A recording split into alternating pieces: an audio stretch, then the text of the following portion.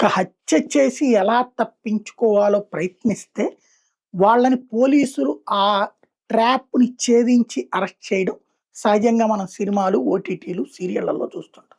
కానీ పోలీసులే హత్య చేసినప్పుడు తామే ఒక ఫ్రేమ్ ఫిక్స్ చేస్తే ఎట్లుంటదో 'సాయి కృష్ణ' ఉదంతం కనబడుతుంది. ఇక్కడ ఒక డిస్క్లైమర్ ఏంటంటే 'సాయి కృష్ణ' గొప్పోడనిను, 'సాయి కృష్ణ' మంచోడనో ఎవ్వరం సర్టిఫై చేయట్లేదు. కానీ ఎన్‌కౌంటర్ చేస్తే హీరోలవుతారు. అలా కాకుండా చంపి తగలబెట్టి బూడిద కూడా లేకుండా చేస్తే విలన్‌లవుతారు. లాజిక్ మిస్ అయింది అక్కడ. ఇప్పుడు ఈ కేసులో పోలీసులు ఎలా తప్పించుకోవాలి? చంపారు, శవాన్ని తగలబెట్టేశారు.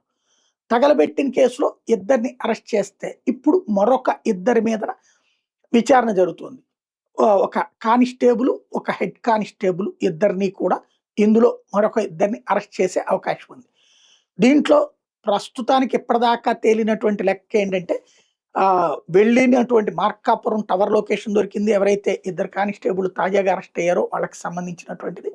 ఆ తర్వాత వాళ్ళు నేరుగా కృష్ణలంక పోలీస్ స్టేషన్‌కే తీసుకొచ్చారన్నటువంటిది కూడా లెక్క తేలింది. అయితే అక్కడ అరెస్ట్ చేశాక ఏసీపీతో కూడా మాట్లాడారని కూడా తేలింది. అంటే ఉన్నతాధికారుల దృష్టిలో ఉంది కేసు, చాటుగా జరగలేదు. అప్పుడు అతను బ్రతికుంది, చచ్చిపోయింది ఏసీపీకి కూడా చెప్పి ఉండాలి.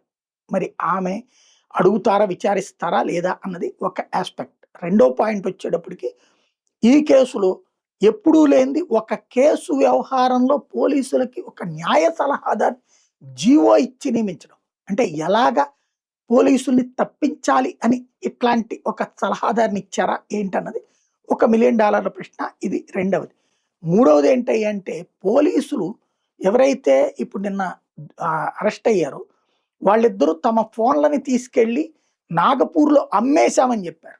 అంటే ఒక కేసు నుండి తప్పించుకోవడానికి కొత్త మార్గాలు ఎలా ఉంటాయి అన్నటువంటిది ఇప్పుడు పోలీసులకు సంబంధించినటువంటి వ్యూహంలో సరికొత్తది కనబడుతోంది.